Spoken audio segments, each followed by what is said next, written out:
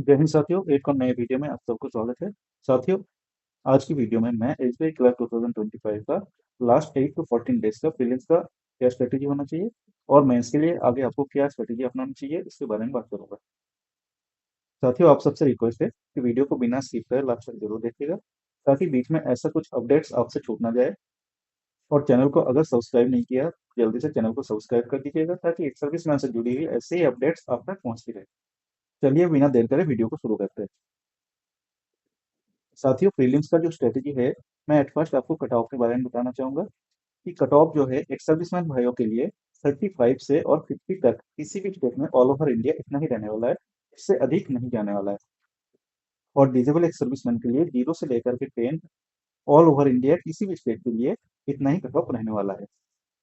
साथियों, अभी प्रीलिम्स का क्या स्ट्रेटेजी होना चाहिए, उसके लिए मैं दो कैटेगरी में डिवाइड किया हूँ। एक कैटेगरी वो है जिनका 30 से लेकर के 35 36 तक मॉक में स्कोर कर पा। साथियों, मॉक में जिनका 30 से लेकर के 35 36 तक स्कोर हो पा रहा है, तो वो लोग अभी दिन में एक मॉक लगाइए और उसका डिटेल एनालिसिस कीजिए। जिस टॉपिक में वीकनेस है या स्पीड कम है, बट उस टॉपिक का बेसिक आपको क्लियर है, उस टॉपिक का आप टॉपिक टेस्ट लगाइए। ऐसा बिल्कुल ना करें कि जिस टॉपिक का आपका बेसिक क्लियर नहीं है और उस टॉपिक को आप अभी करने की कोशिश करें।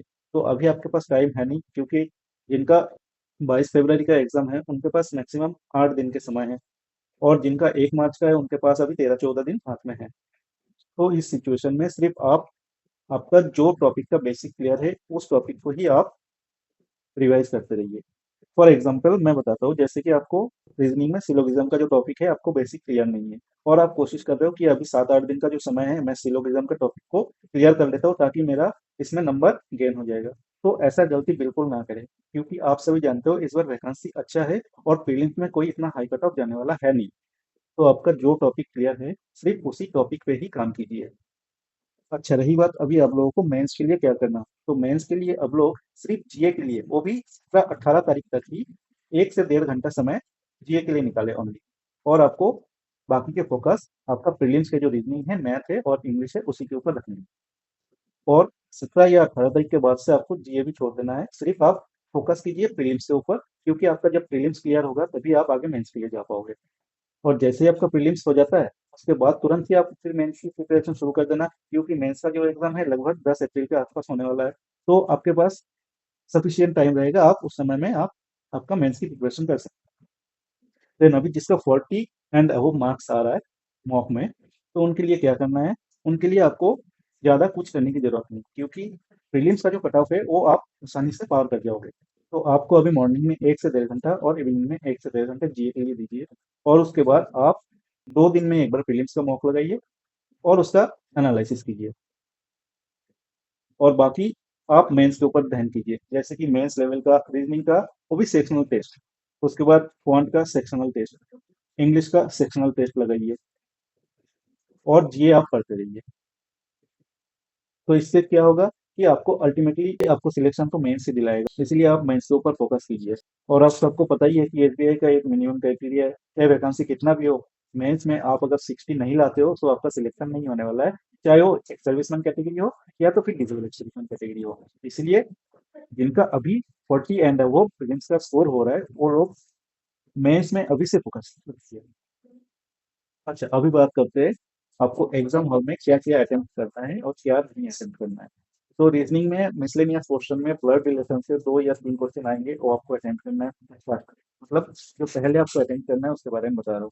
उसके बाद चाइनीज कोडिंग ये आएंगे, 3 से 4 क्वेश्चन रहेंगे, तो इसको आप कर लेना है। उसके बाद इनइक्वालिटी के क्वेश्चन रहेंगे, या तो फिर डायरेक्शन डिस्टेंस के रहेंगे, दोनों में से एक। तो उसका भी 2 3 या 4 का क्वेश्चन आ सकता है, उनको कर लेना है। फिर सिलोगिज्म अगर आपका ठीक है वो कर लीजिए। फिर ऑड अरेंजमेंट या तो फिर पेयर फॉर्मेशन का आता है, वो कर लीजिए। उसके बाद मीनिंगफुल वर्ड का एक आएंगे, उसको आप छोड़ दीजिए, मत करिए, क्योंकि उसमें चांस रहता है कि ज्यादातर गलत होने की। उसके बाद सिटिंग पजल में से आपको 4 सेट क्वेश्चन देखने को मिलेंगे। आपको सिटिंग या पजल में से जो आसान लगे उसको आप पिक कीजिए पहले। आपको स्टार्टिंग में 10 या 20 सेकंड पढ़ते आपको पता लग जाएगा कि ये आपसे हो पाएगा या नहीं हो पाएगा। आप तुरंत अगर नहीं होता है तो छोड़ दीजिए, अगला आप पिक कीजिए। आप देखिए, आप जो ज्यादा से ज्यादा प्रैक्टिस किए हो उस टाइप का अगर कोई सिटिंग पजल आया है तो उसको पहले कीजिए। उसके बाद मैथ की बात करते हैं। मैथ में सिंप्लीफिकेशन के 8 से 10 क्वेश्चन आएंगे, हो सकता है 10 से ज्यादा भी आए, तो आप सिंप्लीफिकेशन कर लीजिए। उसके बाद मिसिंग नंबर या रॉन्ग नंबर सीरीज के आएंगे क्वेश्चन। तो मिसिंग नंबर या रॉन्ग नंबर में से अगर मिसिंग नंबर आता है तो आप पहले उसको पिक कर लीजिए। अगर रॉन्ग नंबर आता है तो आप कोशिश करना कि बाद में, अगर आपके पास टाइम बचता है, क्योंकि रॉन्ग नंबर वाले में थोड़ा सा चांस रहता है कि गलती होने का, तो रॉन्ग नंबर वाला अगर आता है तो उसको आप बाद में टाइम रहता है तो आप उसको करिएगा। उसके बाद डीआई, डीआई जो आसान लेवल का आता है, अगर आप देखिए एक बार पढ़ के आपसे हो पा रहा है तो डीआई कीजिए। और उसके बाद क्वाड्रेटिक इक्वेशन आता है तो वो कीजिए। टेस्लेट डीआई आप छोड़ दीजिए। टेस्लेट डीआई में अगर कुछ फंसाने वाला डाटा दिया है तो आपको उसमें फंसा देगा और उसमें आपका टाइम बर्बाद हो जाएगा। उसके बाद आपका अरिथमेटिक का, अरिथमेटिक उसके बाद अगर आपके पास टाइम लगता है, अरिथमेटिक आप कीजिए। आपको यहाँ से 18 से 20 नंबर अगर आप ला पाते हो तो मोर देन सफिशियंट है। नेक्स्ट है इंग्लिश। इंग्लिश में यहाँ पे दो टाइप के कैंडिडेट होंगे। एक जिनका इंग्लिश ठीक है और एक जिनका इंग्लिश वीक है। जिनका इंग्लिश थोड़ा वीक है वो कोशिश कीजिए इंग्लिश सेक्शन से एटलीस्ट 8 से 10 नंबर लाने की। और जिनका थोड़ा इंग्लिश सेक्शन ठीक ठाक है वो तो अबव 15 आराम से ला सकते हैं। तो आरसी के यहाँ पे 8 से 9 क्वेश्चन मिलेंगे, वो आप कर लीजिए। फिर यहाँ पे व्हाट्सएप और सेंटेंस रीअरेंजमेंट से 5 क्वेश्चन देखने को मिलेंगे, वो आप कीजिए। फिर फिल इन द ब्लैंक, इसको आप अटेम्प्ट कीजिए। एरर, अगर आपका ग्रामर ठीक है तब तो आप एरर को अटेम्प्ट कीजिए, अन्यथा उसको छोड़ दें, क्योंकि अगर आपका ग्रामर ठीक नहीं है तो जबरदस्ती एरर के क्वेश्चन करने की कोशिश मत कीजिए। फिर वोकैब, वोकैब में एंटोनिम सिनोनिम के क्वेश्चन आएंगे, वो अगर आपको क्लियर है तो कीजिए, अन्यथा छोड़ दें। उसके बाद पैराजम्बल कीजिए। यहाँ पे इंग्लिश में आप ओवर अटेम्प्ट करने की कोशिश मत कीजिए, यहाँ पे आपका फिर माइनस नंबर ज्यादा हो जाएगा। आपको जितना क्लियर कट आ रहा है, चाहे वो 6 अटेम्प्ट हो, चाहे वो 7 अटेम्प्ट हो, चाहे 8 अटेम्प्ट हो, उतना ही कीजिए। आपको ओवर अटेम्प्ट करने की जरूरत नहीं है। नेक्स्ट बात करते हैं मेंस की। अब मेंस में आप जानते हो 45 मिनट में 50 क्वेश्चन होंगे और 60 मार्क्स होंगे रीजनिंग में। तो इसमें जो मिसलेनियस के पार्ट है उसको पहले अटेम्प्ट कीजिए। जैसे कि कोडेड ब्लड रिलेशन के क्वेश्चन आएंगे, 2 या 3 क्वेश्चन आएंगे, तो उसको कीजिए। फिर डाटा सफिशिएंसी एक एक नंबर के होंगे, 4 5 या 6 भी हो सकता है, उसको कीजिए। फिर डायरेक्शन डिस्टेंस के होंगे कोडेड, 2 3 वो क्वेश्चन होंगे, उसको कीजिए। उसके बाद सिलोगिज्म या इनइक्वालिटी में से दोनों में से कोई एक टाइप का क्वेश्चन आपको देखने को मिलेगा, जिसको आपको अटेम्प्ट करना है। और वहां से भी कोशिश कीजिए 2 से 3 नंबर लाने की। वर्ड अरेंजमेंट वाला एक रहेगा क्वेश्चन, जो कि थोड़ा लेंदी होगा, पर उसको आप कर सकते हो।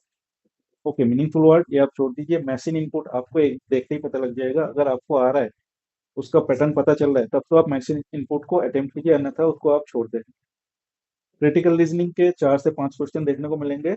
अगर आपको उसको पढ़ने के बाद अंडरस्टैंडिंग हो रहा है कि यही एकदम एक्यूरेट आंसर होगा, तब आप अटेम्प्ट कीजिए, अन्यथा छोड़ दीजिए।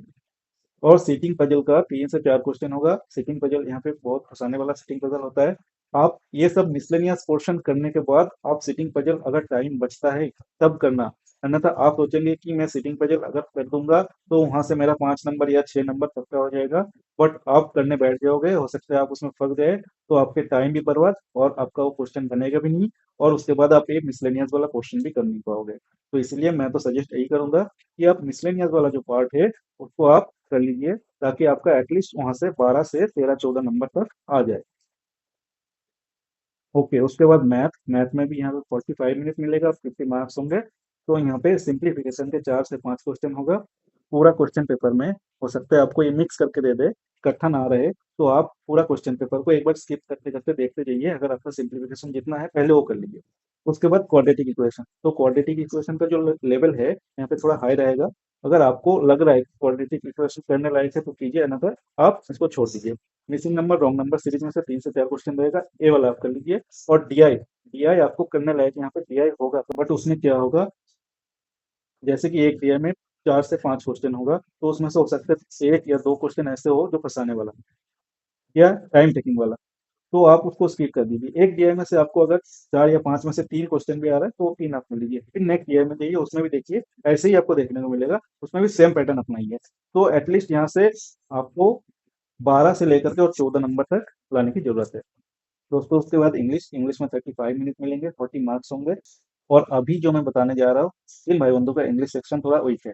तो आरसी में 15 से 16 क्वेश्चन होंगे, और आप कोशिश कीजिएगा कि वहां से 8 या 9 नंबर आ जाए। उसके बाद एरर, एरर में अगर ग्रामर आपका ठीक है तो अटेम्प्ट कीजिए, अन्यथा आप छोड़ दीजिए। फिर फिल इन द ब्लैंक्स रहेंगे 6 7 क्वेश्चन, वहां से कोशिश कीजिए कि 4 से 5 क्वेश्चन हो जाए। उसके बाद वोकाब एंटोनिम सिनोनिम्स के होंगे, 4-5 क्वेश्चन आप कोशिश कीजिए 2 से 3 क्वेश्चन यहाँ से आप कर पाओ। उसके बाद मैच द कॉलम होगा, वो आप देख करके कर सकते हो। और 4-5 क्वेश्चन इसके भी होंगे, आप कोशिश कीजिए 2 से 3 क्वेश्चन यहाँ से आपका हो जाए। एटलीस्ट यहाँ से आप कोशिश कीजिए 15 से लेकर के 18, जिनका इंग्लिश वीक है उनके लिए बोल रहा हूँ। ओके, अभी जीए। जीए 35 मिनट के होंगे और 50 मार्क्स के होंगे।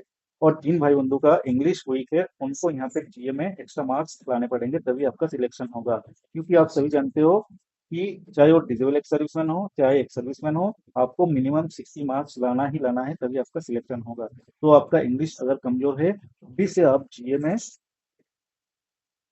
फोकस कीजिए। और आपके पास टाइम है अभी लगभग 2 महीने का, तो आप जीए में फोकस कीजिए, बढ़िया सा आपका जीए ठीक कीजिए, आपको सिलेक्शन लेना है।